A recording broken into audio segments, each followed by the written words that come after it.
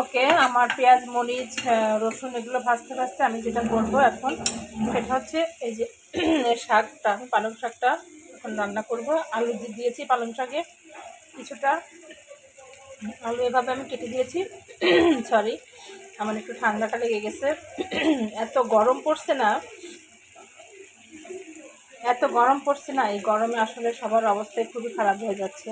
প্রচণ্ড গরম, একদম আম কাঁঠাল পাকার গরম পড়ে গেছে। তো এর হাত থেকে আমিও রেহাই পেলাম না।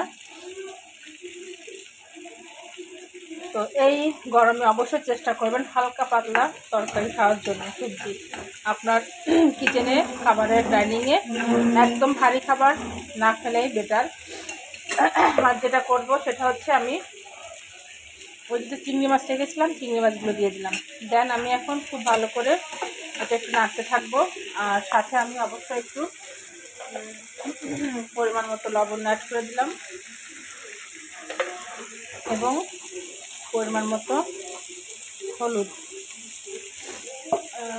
অনেকে শাকে হলুদ অ্যাভয়েড করে, না দিলেও কোনো প্রবলেম হয় না, তো আমি একটু দেয়, কালারফুল আমার পছন্দ, এই কারণে।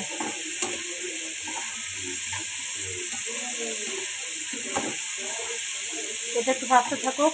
আর এখন যেটা করছি, আমি পাশের চুলে যে ডালটা রেখেছি এটাও ভাজতে থাকি। তো এক হাতে সবই করতেছি। এখানে আজকে ইউএস কিচেনে হচ্ছে আপনার আম ডাল, চিংড়ি মানে পালং চিংড়ি যেটা বলে, দেন ভাত হচ্ছে রাইস কুকারে। আর এখানে আমি রেখেছি রুই মাছ ভেজে, রুই মাছের ভর্তা করব। তো এইটাই হচ্ছে আজকে ইউএস কিচেনের দুপুরের আয়োজন। তো আয়োজনটা কেমন হচ্ছে অবশ্যই সবাই জানাবেন কমেন্টসের মাধ্যমে, কারণ আমি গরম বেশি পড়লে ওয়েদার অনুযায়ী আমি রান্না করি। খুব বেশি ফুড খাবার আমি গরমে রান্না করি না, স্বাস্থ্যের কথা চিন্তা করে। তো মাছগুলো যদি একটু ভেঙে যায় তখন আরেকটু টেস্ট হয় শাকের মধ্যে। তো আমি একটু বড় যে চিংড়িগুলো এগুলো একটু ভেঙে দিতেছি মাঝখান দিয়ে।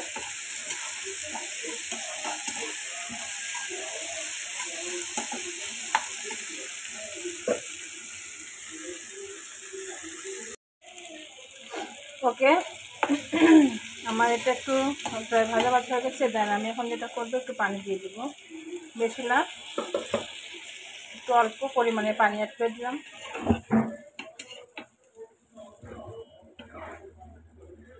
আর এখানে দেখুন ডালটা অলরেডি আমার প্রায় ঘেটে আসছে।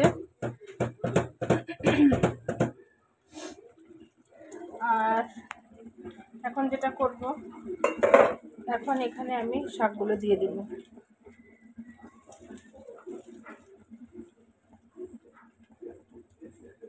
তো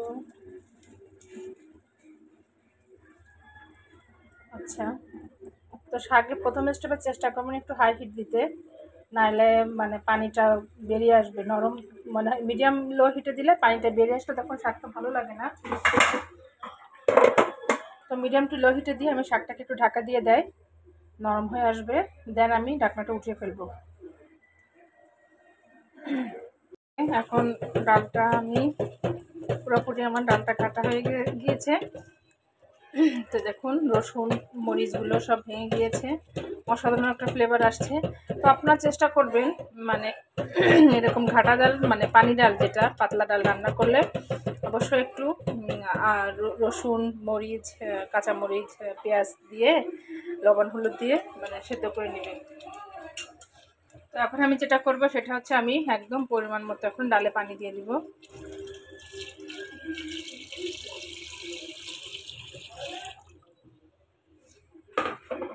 ওকে, এখন ডালে পানি দিয়ে আমি ডালটাকে একটু ঘেটে মানে গুলিয়ে নিব আর কি, মানে ডালের পানিটা আর কি ডালের সঙ্গে মিশিয়ে নিব আর কি। সরি, আমার আসলে আজকে আমি ভয়েস দিতে আমার খুব কষ্ট হচ্ছে, কারণ ঠান্ডাটা ভালোই লেগেছে মনে হচ্ছে, কথাটা বেঁধে যাচ্ছে। প্লিজ আপনারা কেউ কিছু মনে করবেন না। আর এদিকে হচ্ছে আমি শাকটা দিয়েছিলাম, দেখি কী অবস্থা, একটু ঢাকা দিয়েছিলাম।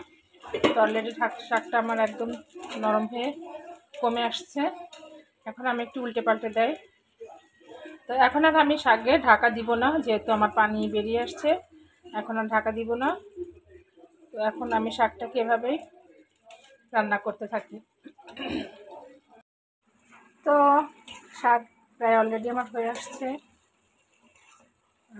পানিও বের হয়ে আসছে শাক থেকে। এখন পানিটা টানিয়ে আমি শাকটা নামিয়ে ফেলবো।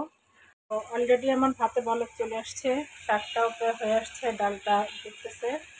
তো শাকটা আমার প্রায় হয়ে আসছে, এখন শাকটাকে আমি নামিয়ে ফেলবো। আর এদিকে আমি ভাতে বলক চলে আসছে, ভাতটা প্রায় হয়ে আসবে, দেন আমি শাকটাকে প্রসেসিং করি। এখন বাগারের প্রিপারেশন হয়ে আসছে, আর আমি এটাকে ফ্রাই করব না, অলরেডি আমার হয়ে আসছে। এখন আমি যেটা করব, এই বাগারটা আমি ডালের উপর ছেড়ে দিব। ওকে, তো দেখুন কত সুন্দর একটা কালার আসছে ডালে বাগার দেওয়ার সাথে সাথে।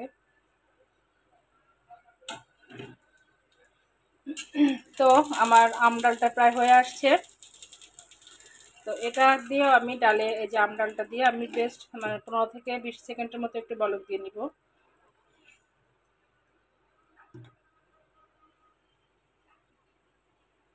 প্রায় হয়ে আসছে, দেখুন ভাতটা একদম হয়ে আসছে, একদম ঝরঝরা। রাইস কুকারে ভাত ঝরঝরা হয় কিভাবে সেই টিপসটা আমি আগেও একবার আপনাদের দেখিয়ে দিয়েছি।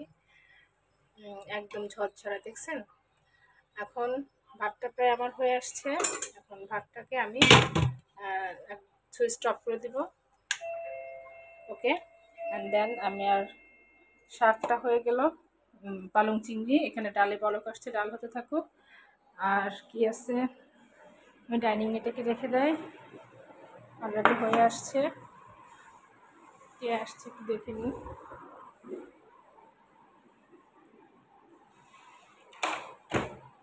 কি কাকা? হ্যাঁ, পার্সেল? দাঁড়া, ও এটা পার্সেল আসছে, একটা ব্যাগ আসছে, আমার ছেলের জন্য আনা হয়েছে।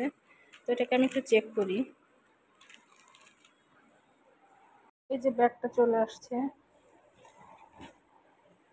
আলহামদুলিল্লাহ লেখা ভালোই। কেমন হলো অবশ্যই জানান তো, কিন্তু একটু লেদার লেদার মনে হচ্ছে। এটা কি বাচ্চাদের মানে ওদের জন্য ঠিক হবে কিনা, নষ্ট হয়ে যাবে কিনা লেদারটা বুঝতেছি না, কিন্তু এমনি ভালো আছে, স্পেসটা একটা স্পেস। আর এটা হচ্ছে কোচিং ব্যাগের জন্য আনা হয়েছে। তো ঠিক আছে, তো যাই হোক, কেমন হলো বলেন তো, ব্যাগটা কেমন হয়েছে? আমার ছেলের কোচিং ব্যাগটা রেখে দিলাম। যাই হোক, দেখতে ভালো লাগছে, কিন্তু লেদারটা নিয়ে আর একটু কনফিউশনে ছিলাম।